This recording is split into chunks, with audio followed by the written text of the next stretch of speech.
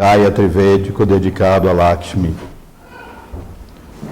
Om Shrim Bhu Om Sauh Bhuvaha Om Rim Suvaha Om Klim Mahaha Om Sim Om Shrim Tapaha Om Ham Satyam Om Bhagavate Narayanasya Shaktim Yogadevim Shudateja Swarupam Upase Lokashankarim Shaktim Sana Prachodayad.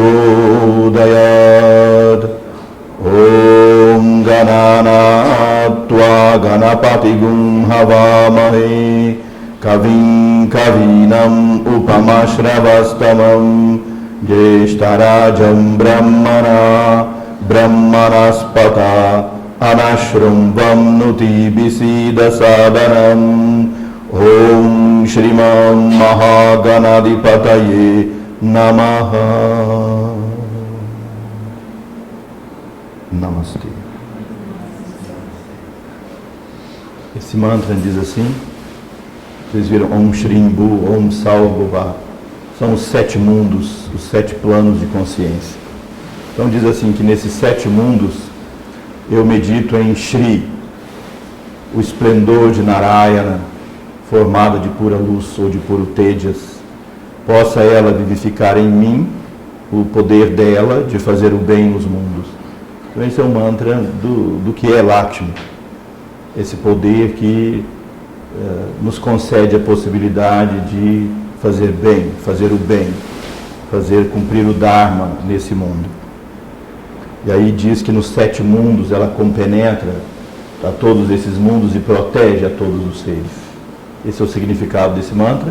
Em seguida nós invocamos Ganesha, Ganapati, Ganesha, e diz assim: ó Senhor luminoso, o melhor entre todos os homens, o mais sábio entre todos os seres, vem até nós e ilumina nossa consciência para nós compreendermos essa ciência sagrada.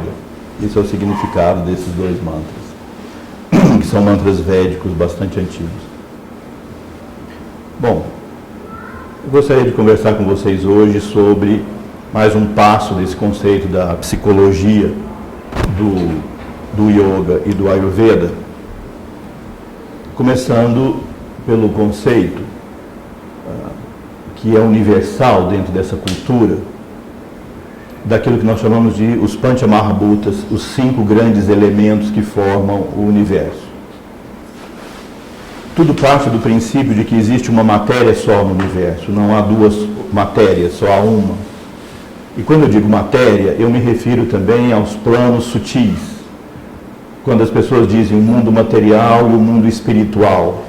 O mundo espiritual é material também, só que de matéria mais sutil. Os mundos são todos materiais. Existe uma matéria cósmica e ela forma todos os mundos. Se houver um inferno cheio de demônios, essa mesma matéria forma os planos de luz onde habitam os seres luminosos. Não há 2 matérias, só há uma. Mas se você observar, por exemplo, um bloco de gelo, um rio e uma nuvem, não parecem 3 coisas tão diferentes? Quem olha superficialmente vai dizer, bom, são 3 matérias diferentes. Mas eles não são essencialmente a mesma coisa? O que eles são? Água. Então só há essa água cósmica. Você vê que todas as tradições antigas falam dessa água cósmica. No Gênesis da Bíblia fala, o Espírito de Deus pairava sobre as águas. Não é isso? Então há 2 coisas, haviam 2 coisas no universo. O Espírito de Deus e a água. O Espírito de Deus é o que nós chamamos consciência. Consciência cósmica, ou purusha, ou atma, ou ser. E a água é essa matéria cósmica. Então não há outra coisa que não seja essa matéria cósmica compenetrada por essa consciência cósmica. Nós todos somos o jogo dessa consciência com essa matéria. Mas ela, como eu disse para vocês, ela se manifesta como, por exemplo, bloco de gelo, rio e nuvem. Ao invés de serem só esses 3 estados, sólido, líquido e gasoso, nós falamos da existência de 5 estados. Por isso se chama Pancha, Maha, Bhuta. Pancha 5, Maha grandes, Bhutas elementos. Os 5 grandes elementos que formam o cosmos. Não são elementos como coisas separadas, são estados diferentes de uma matéria só. Isso é extremamente conhecido como terra, água, fogo, ar e espaço. Os chamados Mahabhutas. Mas vejam, terra não se refere ao que nós conhecemos como terra. Terra, quando você pensa em terra, qual é a ideia que te vem? A primeira ideia que te vem? Solidez. Solidez, o que mais? Estabilidade, não é? Por exemplo, você precisa aterrar. As pessoas já não têm esse conceito? Você está muito aéreo, você precisa aterrar.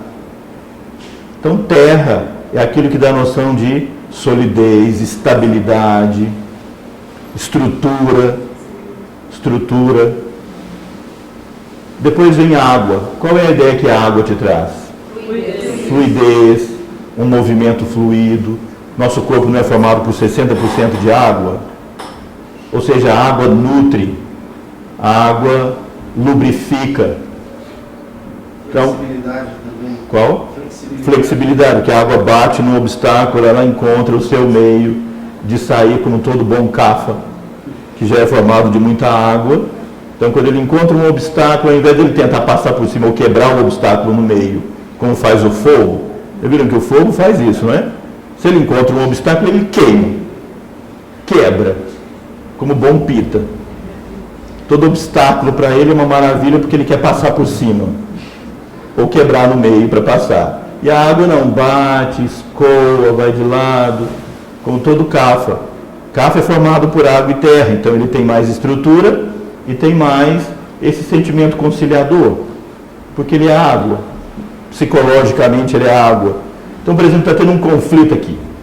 Por onde vai esse grupo? Qual é a finalidade? O que é que nós vamos fazer?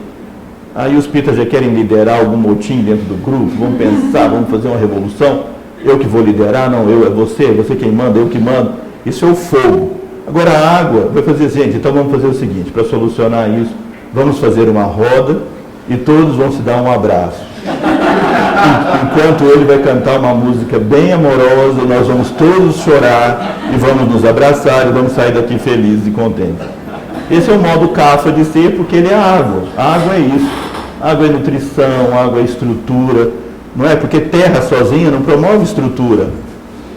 Você vai numa estrada de terra na época da seca, o que acontece? A terra vira poeira, porque ela não tem agregação, mas com a água ela forma barro, argila, e aí você molda.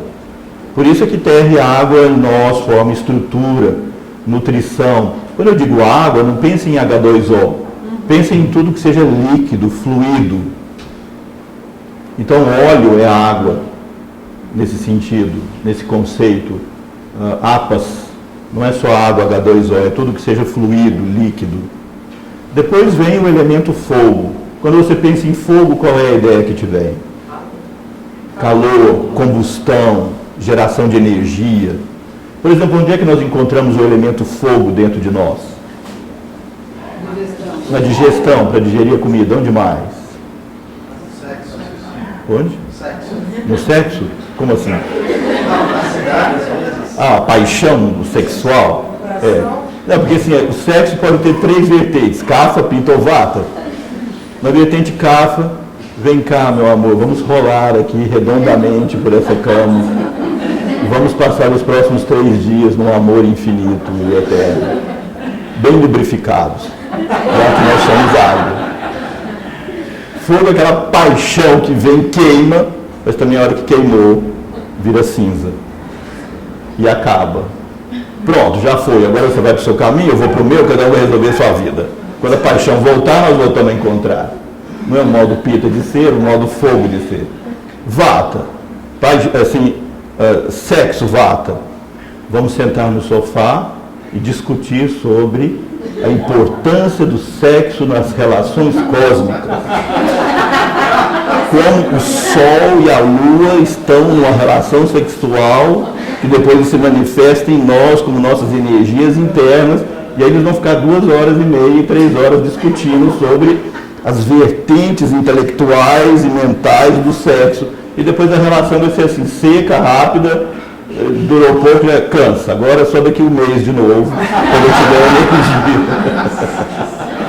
Então, quer dizer, vocês veem que os elementos têm sentido, não é assim uma invenção. Não é porque a gente era ignorante há 5.000 anos atrás, e aí só falava de 5, a gente não conhecia a tabela periódica. Não é essa a ideia. Entende? As pessoas acham que era assim, mas não é isso. É um outro conceito diferente, uma outra maneira de ver a verdade, outra ciência. É uma ciência. Tão perfeita quanto essa, mas é uma ciência. Então, fogo é combustão, por exemplo, que gera calor. Não é? Por exemplo, gera calor. Eu aqui agora, por exemplo, estou com calor, porque o calor interno tem que sair, o externo está quase igual ao interno, dá transpiração. Então, tem gente aqui de blusa, estou com frio, e tem gente sentindo muito calor. Bom, então o elemento fogo, mas ele também não gera cor. O fogo não dá brilho, dá cor. Então você olha as pessoas, tem pessoas que têm mais brilho, mais luz. Não é a luz espiritual, eu estou dizendo a luz física mesmo, a luz do brilho da pele, a cor dos olhos. São pessoas mais coloridas, não é? Quanto mais pita uma pessoa é, mais fogo é, mais colorida ela é. Aqui eu vejo um monte de gente colorida, pita. Aí, assim, na época do inverno, tudo coberto, sem sol, a pessoa trabalhando, aquele colorido vai sumindo, vai sendo substituído por tons de cinza. Não é isso? Olheira, cinza, ou seja, menos fogo a pessoa tem, porque está unicolor, assim, só cinza. Isso então é o elemento fogo, ele gera brilho, gera luz. Portanto, quem tem mais fogo gosta do brilho. Não pode ficar assim, subindo uma caixa de fósforo que quer aparecer. Também o fogo não dá ímpeto, coragem. Quando você diz, essa pessoa é fogo, tem essa expressão no interior. Ela é corajosa, é determinada. Então há um aspecto psicológico em cada um dos elementos. Você vê que a água está relacionada com afetividade. O fogo está relacionado com o brilho da inteligência.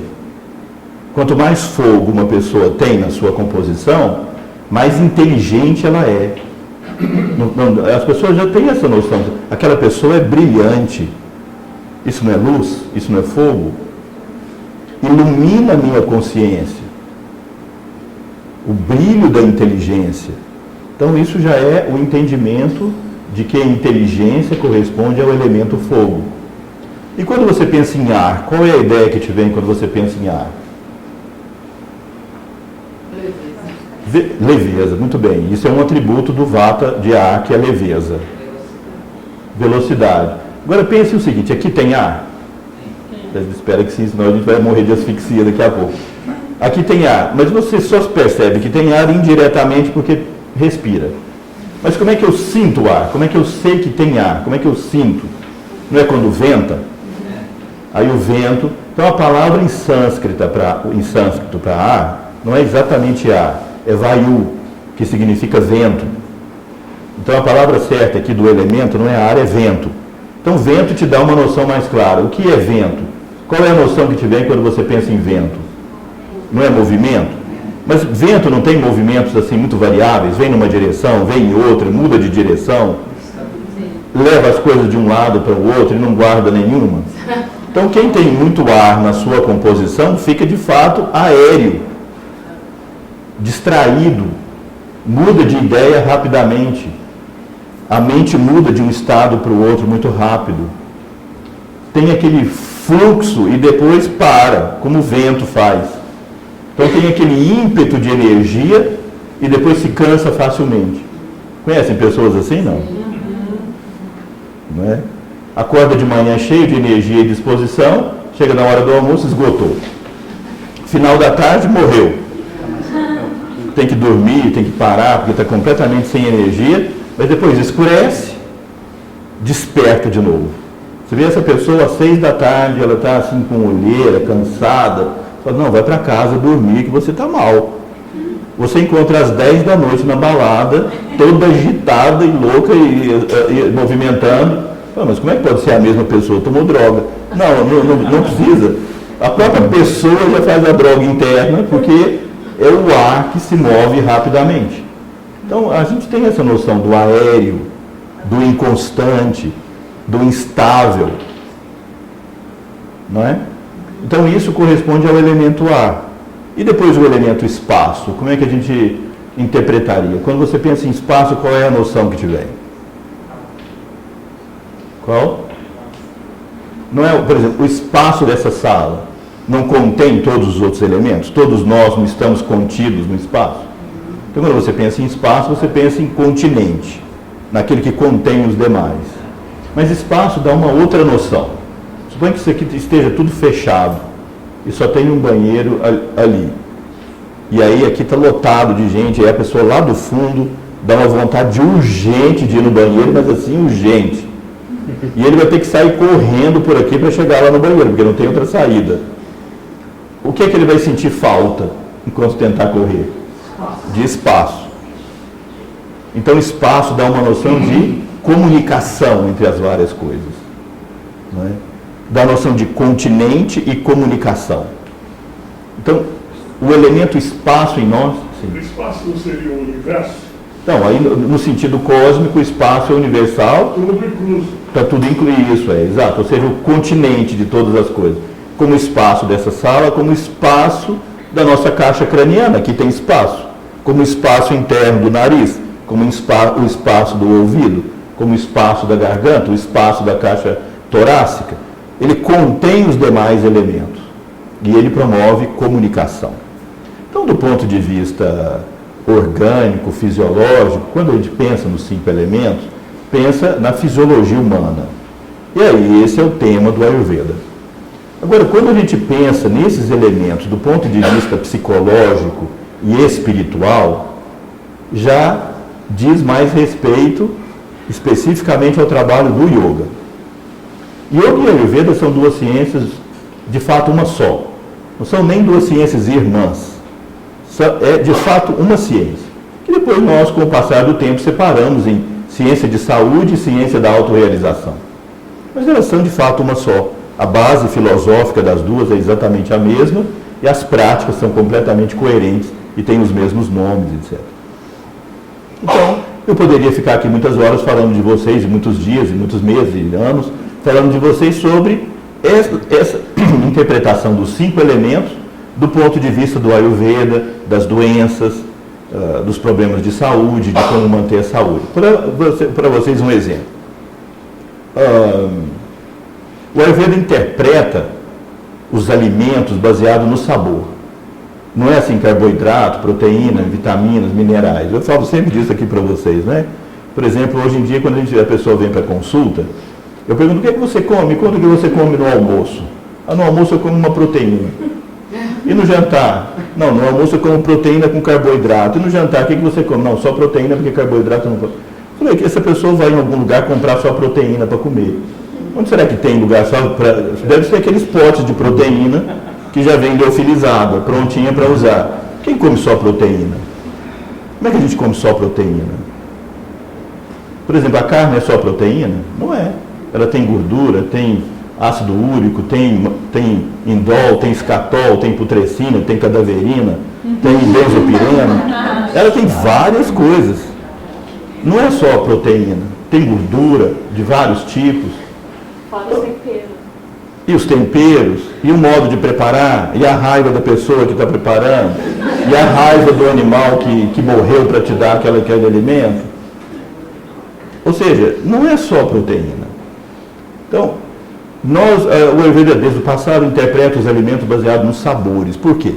Porque qual é a lógica disso? Porque o sabor é a decodificação que a língua e o cérebro fazem da presença dos 5 elementos. Ou seja, a natureza te propiciou um sensor super sofisticado, que é a língua, para te dizer o que é que está entrando em termos dos 5 elementos. Mentes, voltem para cá, por favor. Tem uma pessoa muito importante que chegou ali, mas voltem. Não é?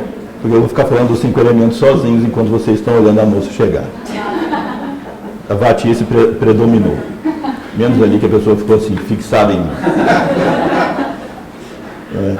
Então, se eu sou Kapha predominante, eu tenho todos os elementos na minha constituição. Todo mundo tem, senão ninguém sobreviveria. Mas se eu sou Kapha, eu tenho predomínio de terra e água, não é? Por isso eu sou Kapha. Então tenho uma estrutura mais forte, tenho um modo psicológico de pensar mais afetivo, uma visão da vida mais afetiva, mais apegada, mais suave, porque eu sou formado predominantemente de terra e água. Daí, tudo que tem sabor doce, naturalmente doce, ele é doce porque tem o predomínio de terra e água. Entenderam essa ideia? Ou seja, a coisa é doce porque predomina nela os elementos terra e água. Se eu sou Kapha, que já tenho excesso, às vezes, muitas vezes, de terra e água, e como uma coisa doce, o que é que acontece? Vou ficar mais Kapha, de tal forma que entope as coisas todas aqui dentro, que vão obstruindo todas. Aí gera diabetes, colesterol alto e tudo isso. Por isso que as frutas são doces? As frutas são doces. As frutas são doces, algumas são doces e ácidas, algumas são bem ácidas. Então, o sabor ácido já é formado de fogo e terra. Fogo e terra. Então, por exemplo, um pita que já é muito fogo e come uma coisa ácida, o que acontece com ele? Enche de afta e dá úlcera, ou gastrite, fica doendo o estômago. Porque agravou o pita, aumentou o fogo. Entenderam a ideia? Então isso não é... Você não pode fazer a mesma dieta para todo mundo. Nós não podemos todos comer a mesma coisa. Só porque é rico em vitamina C, ou rico em vitamina isso ou aquilo. Nós temos que pensar nessas diferenças individuais. Agora, se eu sou Vata, longilíneo, magrinho, de modo geral, longilíneo, não pode ser grande ou pequeno, mas é mais longilíneo. Falo rápido, ando depressa, sou como o vento. Passei, voltei, já fui. Então isso é Vata. Geralmente seco, o vento não seca? O vento, você pega um pano molhado, coloca no vento, logo ele seca. Então Vata é mais seco. Pele seca, intestino preso, mucosas secas. Isso é a secura afetiva. Quando o Vata vai aumentando, ele vai ficando seco afetivamente. Como é que a gente pode interpretar isso, seco afetivo? Já sentiram secura afetiva alguma vez? Espero que não, mas eu acho que isso é comum. Secura afetiva, vou dar para vocês um exemplo. Chega para você uma pessoa que te admira profundamente e com lágrimas nos olhos até, brilhando os olhos, com flores nas mãos. Chega, olha no fundo dos seus olhos e diz que te ama muito. Assim, faz uma declaração de amor. Você fala, nossa, que interessante, hein? Qual que é o próximo assunto que nós vamos tratar? Isso se chama secura afetiva. Parece que não entra, está seco. A pessoa procura o médico dizendo que está depressiva. Mas é secura afetiva, que é diferente da depressão Kapha. Isso é outro tema. Mas, então, uma pessoa que é Vata, que está desse jeito, se ela come uma coisa doce, ela não está com excesso de ar, não falta para ela terra e água. Então, o que é que o sabor doce vai dar para ela? Estabilidade, segurança, nutrição, lubrificação. Estão entendendo a ideia? As mesmas características psicológicas da terra e da água. Por isso as pessoas são aficionadas em doce. Quando toda vez que você fica aéreo, Vata demais, você vai atrás do chocolate, da torta, do creme. Não é? Para dar estabilidade, dar segurança. Você procura segurança afetiva por meio do doce. Porque quando você diz a vida é doce, não é isso. A vida é segura, a vida é afetiva, a vida é amorosa. É muito diferente falar essa vida é amarga. Essa vida está salgada, essa vida está ácida, a vida está picante, não é? Apaixonada. Então, vê, nessa lógica, uma pessoa de constituição Vata deveria comer maior volume de sabor doce. Quando eu digo sabor doce, eu não quero dizer a torta, o creme chantilly com doce de leite. Não, eu quero dizer, sabor doce são os cereais integrais, as frutas bem maduras e doces, os queijos frescos, o mel, o melado, a rapadura. Os vatas se dão bem comendo isso. Por exemplo, ficar mastigando uma rapadurazinha, vai dando assim, o vatinho vai se sentindo amado, protegido. Ele está aéreo, agitado, você dá um pedacinho de rapadura para ele, ele fica ali chupando aquilo. Logo ele vai estar calmo, tranquilo, não é? Agora os cafas, quando se sentem desamados, não sei se existe a palavra, quando se sentem amados, e Cafa sempre acha que nunca é completamente amado. Você viu os Cafas presentes aqui, não precisa nem contar, mas lá no íntimo você deve sentir isso. Parece que nunca é completamente amado. Parece que as pessoas dão amor, dão afeto, dão carinho. E aí um dia a pessoa esqueceu de olhar para ele, ou olhou para outra coisa. Tá vendo? Ela não gosta de mim. Eu dei tudo de mim por ela. Ainda fala assim, com essa ênfase toda. Dei tudo de mim. E olha o que eu recebi em troca. Nada. Me abandonaram, me deixaram sozinho. Só porque a pessoa não olhou, não cumprimentou uma vez, passou por ela. E os Cafas, quando começam a ser desamados, ou então assim, parece que não estão preenchidos, eles vão atrás dos doces também. Porque eles estão vata, a mente vata, ansiosa, inconstante. Entende? Só que os doces que vata, ou seja, que Cafa vai atrás, não é o cereal integral. É certeza. Ele vai na torta de chocolate com creme de chantilly e doce de leite. Tudo cremoso, tudo doce. O sal, o sabor salgado, é formado por fogo e água. Pita é fogo e água. Pita come mais sal do que o mínimo necessário. O que acontece com ele? Vai ter hipertensão e vai inchar. Ou seja, agravou Pita. Entenderam a ideia? Vata, sendo ar e espaço, o sal não faz bem para ele. Vata tem que pôr um pouquinho mais de sal na comida. Estão entendendo a lógica? Ou não? Então, a questão dos 5 elementos é muito prática para você decidir o que comer. Mas no aspecto psicológico, é preciso entrar num campo um pouco mais metafísico para entender esse aspecto psicológico. Primeiro é o entendimento de que nós temos um corpo sutil junto desse corpo denso, um chamado corpo energético. Na linguagem ocidental, esse corpo energético é chamado por muitos de duplo etérico. Nas fotografias de Aura Killian, ele aparece como aquela parte da folha que foi cortada e o corpo energético da folha ainda aparece ali. Já viram isso? Quando você corta, se a pessoa tem a amputação de um braço, faz a aura, a fotografia Killian daquela parte do braço cortada, aparece braço, mão, tudo ali. Ou seja, eu posso dizer para vocês, há um molde de matéria sutil que forma esse corpo físico. Esse molde é formado de matéria invisível aos nossos olhos. Por esse corpo energético, flui o prana, a energia vital que mantém a nossa existência. E nesse corpo sutil, energético, existem os chakras, que são centros de vitalidade, centros de energia. Não há um tema mais New Age, mais explorado nessa nova era esotérica, espiritualista, New Age, do que chakra. Todo mundo fala, mas é o tema mais misterioso da cultura védica toda. Esse tema, de modo geral, dentro da tradição védica, é guardado para os discípulos que evoluem na prática do yoga. Evoluem muito na prática do yoga. Mas a ideia básica que eu posso dar para vocês é que cada chakra, cada um desses centros de energia no nosso corpo sutil, eles são como cérebros, são como órgãos, só que do corpo energético. Cada um deles metaboliza, para dar um exemplo de uma função deles, cada um deles metaboliza um desses 5 elementos.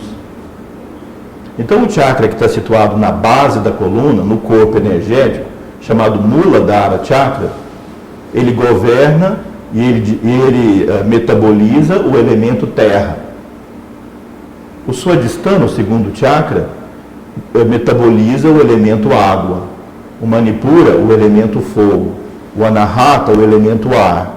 E o Vishuddha, o elemento, a caixa, éter, o espaço. E o Agnya Chakra, a mente. Então, esse modelo psicológico, energético, espiritual do yoga vê os 5 elementos dentro de nós, não só organicamente, mas também sutil e espiritualmente, em que cada um desses chakras digere, metaboliza e disponibiliza para a nossa vida terra, água, fogo, ar, espaço e mente. Então, terra, água, fogo, ar, espaço e mente. São os 6 chakras, depois governados todos pelo Sahasrara Chakra, situado no topo da cabeça. Se nós pensarmos isso em um dos aspectos, que é o aspecto psicológico, vocês já disseram que o elemento terra dá noção de estabilidade, não é? Então imaginem esse modelo psicológico que o yoga promove, ensina há milênios, que é, cada chakra é um foco da mente, da consciência. Cada um é um cérebro. Há uma história de uma reunião antiga que os sábios fizeram, os grandes sábios do Ayurveda fizeram, há 700 anos antes de Cristo, no Himalaia. O grande sábio Atreya, o grande mestre, reuniu os sábios todos e colocou uma pergunta para eles: onde está a mente em nós? O que é que vocês responderiam? Onde está a mente?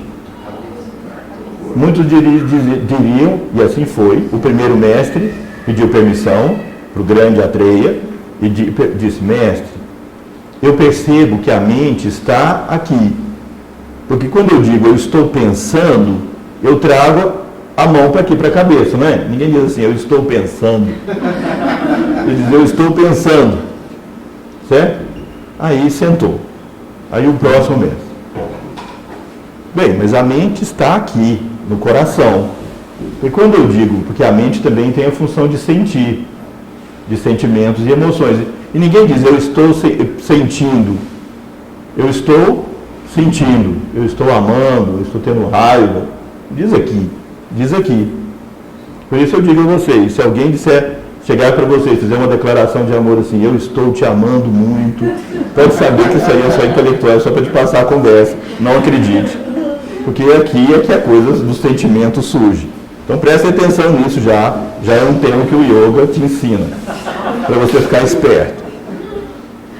Então, o outro mestre disse aqui, aí um outro levantou e disse, a mente está difusa pelo corpo todo, porque você pode colocar a consciência no pé, no outro pé, na mão, na cabeça. Bom, e Atreya, o mestre, então reuniu aquelas ideias todas e fechou, dizendo, de fato, a mente está difusa no corpo todo, mas ela tem seus centros de atividade em algumas áreas que são chamados chakras. Cada chakra, portanto, vai ter uma função psicológica. E a função psicológica dele está relacionada com o elemento que aquele chakra digere. Não sei se é um tema meio chato e complexo para essa hora, numa terça-feira. Mas ele é importante para a nossa vida.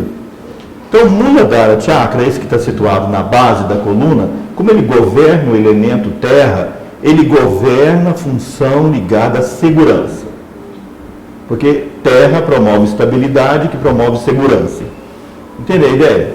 Ou seja, então, há uma mente situada aqui na base da sua coluna, que fica tentando captar objetos doadores de segurança e objetos doadores de insegurança. Porque essa é a função. Vê como um animal. Quando o animal recebe um estímulo, ele reage com agrado ou desagrado. Não é isso? Aquilo que agrada, ele se aproxima. Aquilo que desagrada é luta ou fuga.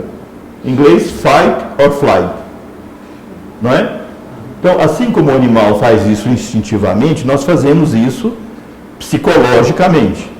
Então, aqui tem um radar na base da nossa coluna, tem um radar, procurando, não só lá fora, aqui dentro, segurança, segurança, segurança, detectou um objeto doador de segurança, uma pessoa, um fato, aproxima. Detectou um objeto gerador de insegurança, luta ou fuga. Só que no ser humano a luta e a fuga não são assim de ir lá matar a pessoa, porque a sociedade não permite muito isso, ou fugir, como um pássaro que foge.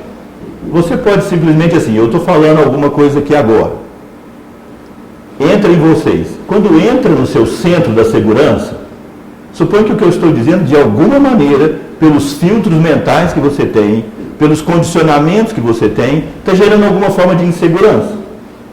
Por estar contrariando muito suas ideias, suponho, só como uma análise. Então, você vai interpretar isso. Bom, gerou insegurança. Aquele laranjinho lá na frente está gerando insegurança. Né? Então, luta ou fuga. Como é que vai ser a luta ou fuga?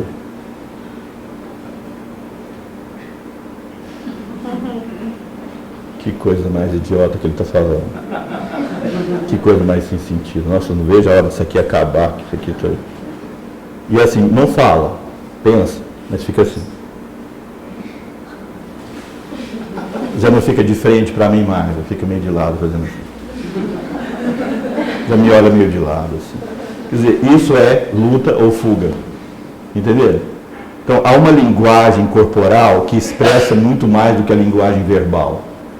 Porque a linguagem verbal, você tem todos os mecanismos sociais de relacionamento.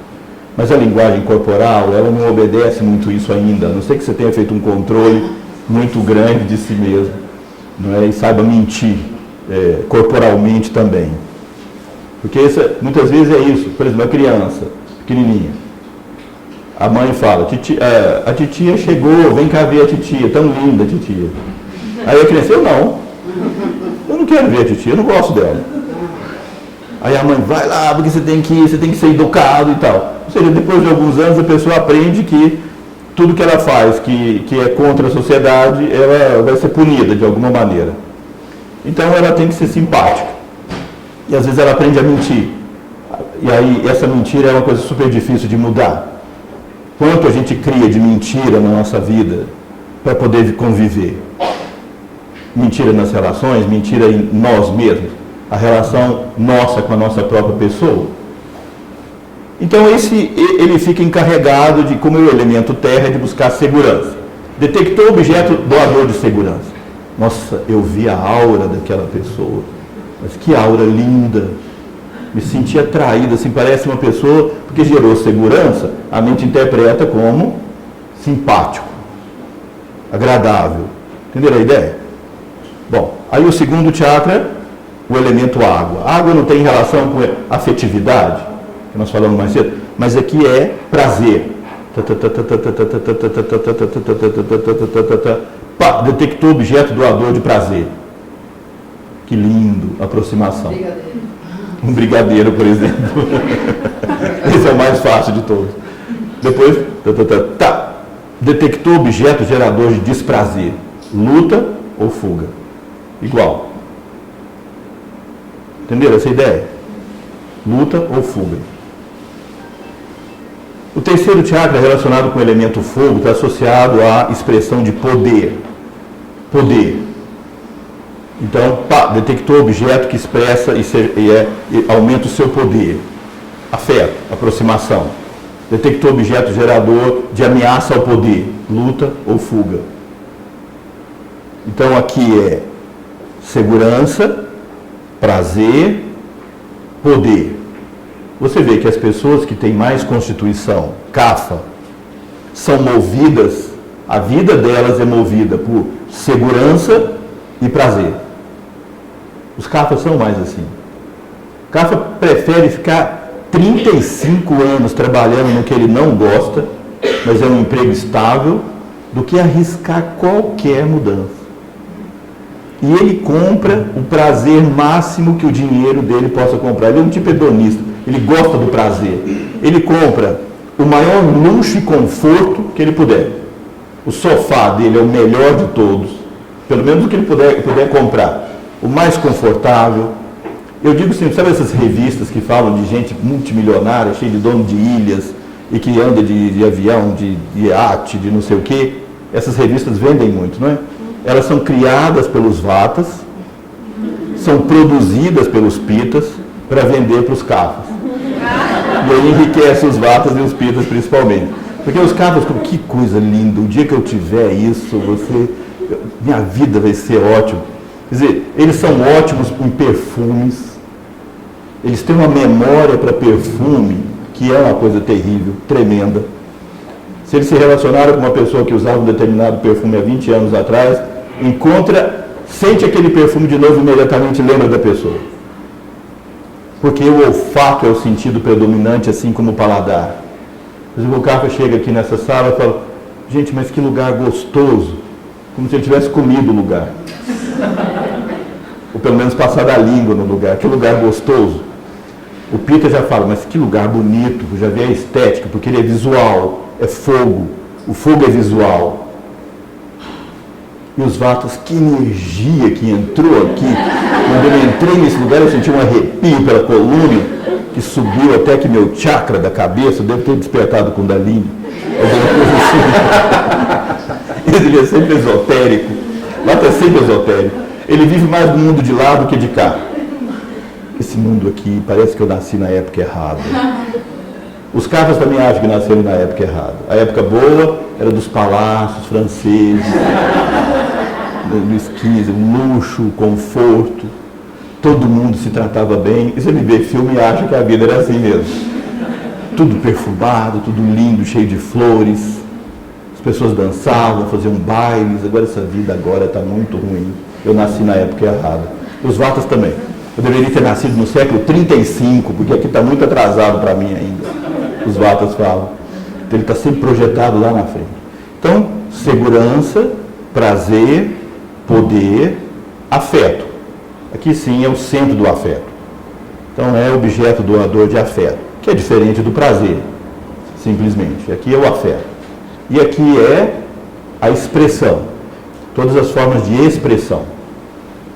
Através desse centro é que a alma se expressa.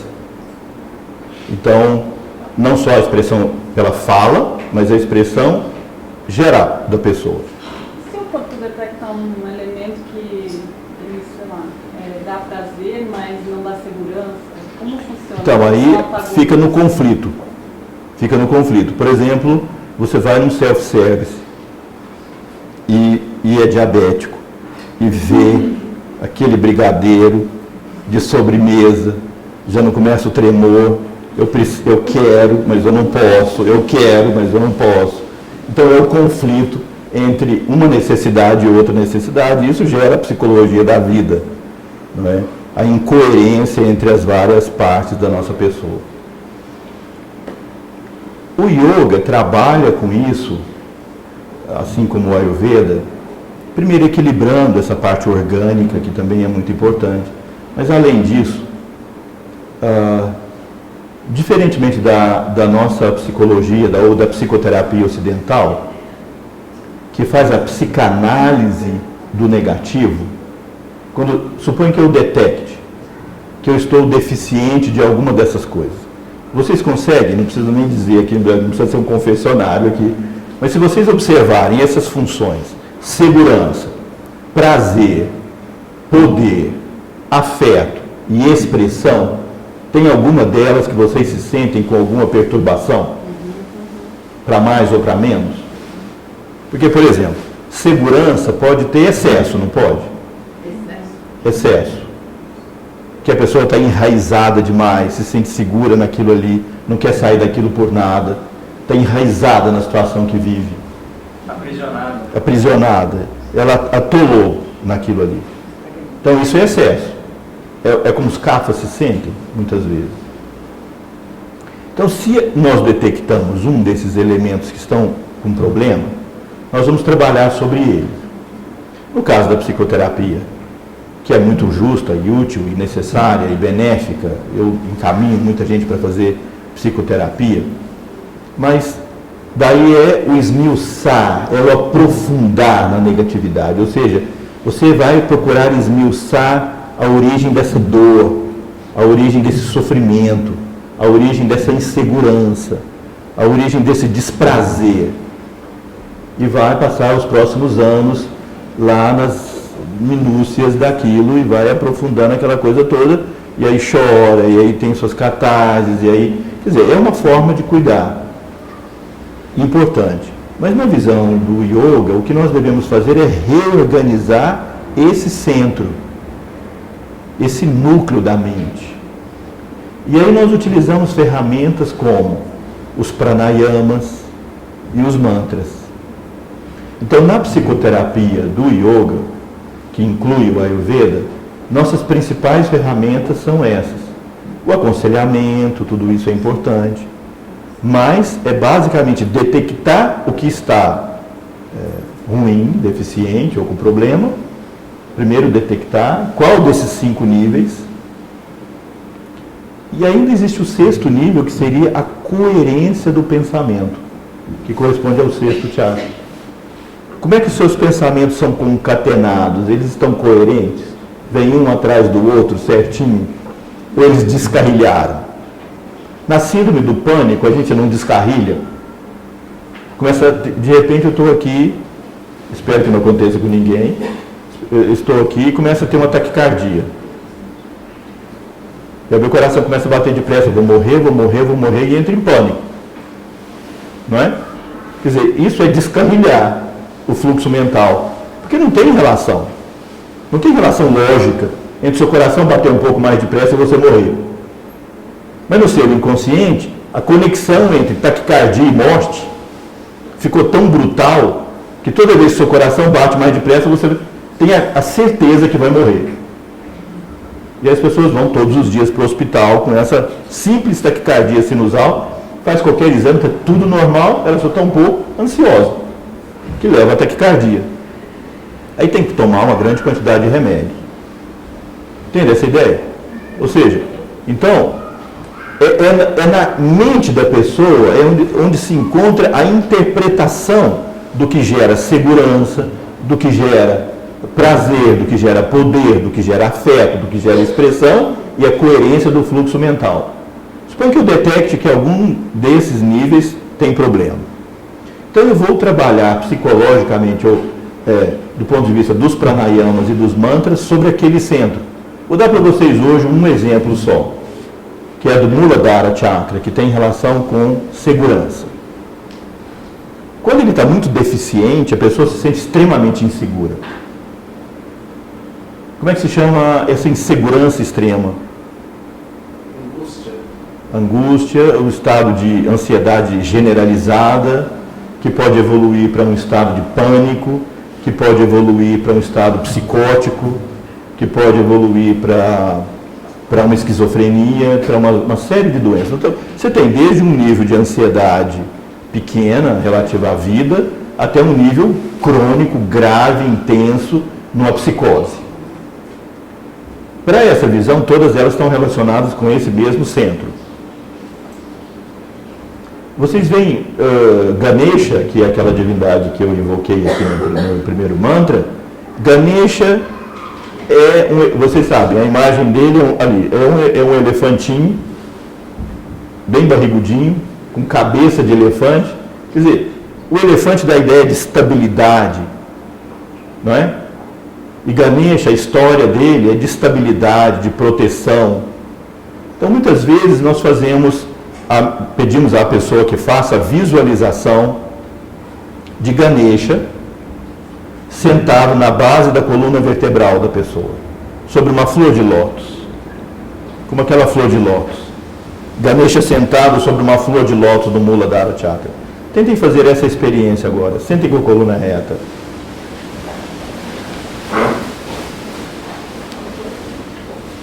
Fechem os olhos.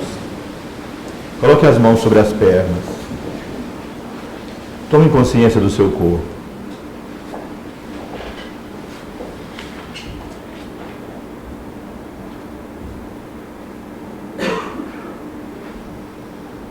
Mantenha a coluna bem reta.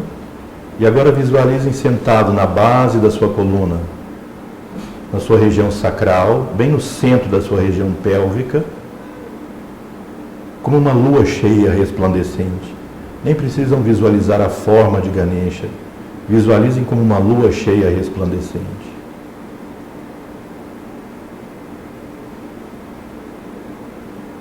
Vão fazendo uma respiração bem profunda. Inspirem lenta e suavemente. Bem lento, bem suave. Cada vez que inspiram, visualizem que o ar traz uma luz prateada. E essa luz prateada desce pela sua coluna e vai acender essa lua lá na base da sua coluna. Quando você expira, essa luz sobe pela sua coluna e sai pelas suas narinas.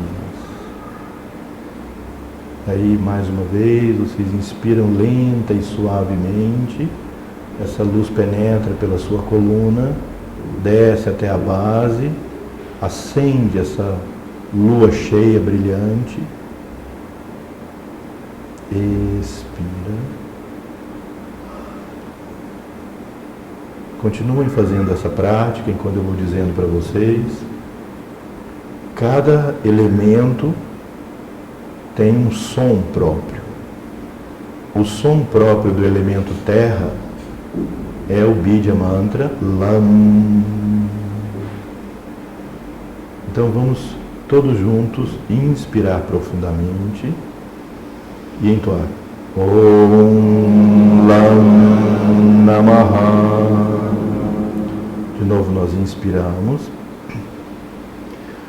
Om Lam Namaha. Não se esqueçam que quando disserem Lam, a boca fecha, como um sino batendo. Lam. Então vamos inspirar, sempre concentrados na base da coluna. Om Lam Namaha. Vamos repetindo agora, novamente inspira. Om Lam Namaha. Vamos fazendo várias vezes, inspirem. Om Lam Namaha.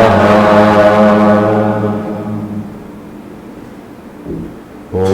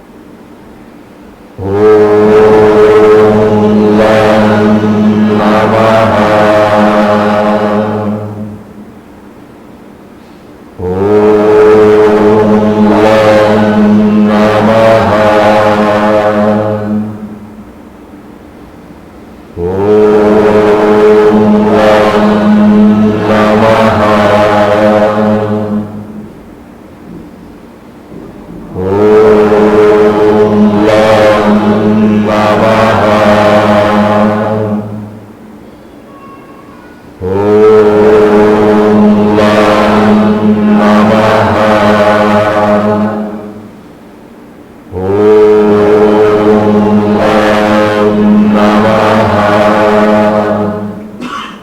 Agora continuem meditando, mantendo a sua respiração profunda e continuem entoando Om Lam Namaha, porém mentalmente agora.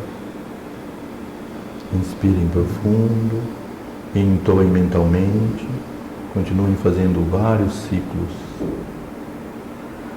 sempre visualizando essa lua cheia na base da coluna, ou aqueles que preferirem, o Senhor Ganesha, brilhando como a lua cheia.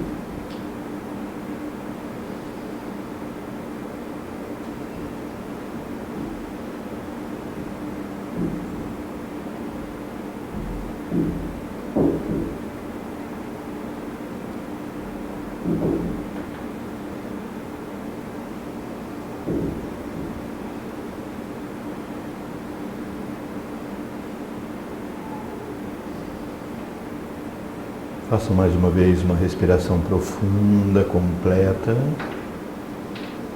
Coloquem as mãos juntas em Pranamudra, no centro do peito.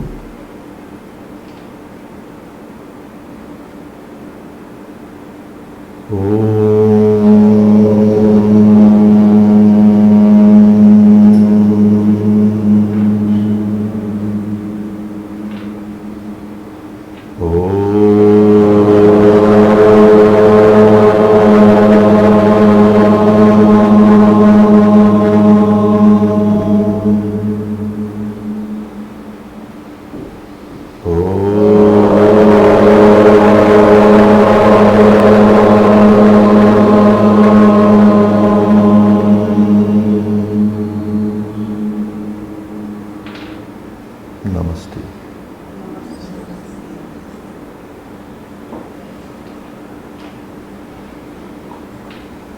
Então vocês percebem que alguns de vocês podem ter sentido isso, mas quando fizerem em casa isso, vocês ficam mais concentrados. Você percebe que umas poucas vezes que você faz isso, você consegue sentir uma certa estabilidade da mente. Consegue sentir uma certa estabilidade até física, um suporte interno. Nós todos sofremos de certo grau de ansiedade com a vida moderna. Então, é simples fazer essa prática, simplesmente Om Lam Namaha, visualizando essa lua cheia na base da coluna. Ela vai te dando mais estabilidade e segurança interna. E se aqui embaixo está com a estrutura ruim, se o alicerce não é bom, desmorona tudo. Você pode ser uma pessoa extremamente amorosa, você pode ser uma pessoa extremamente inteligente, você pode ser uma pessoa cheia de grandes qualidades.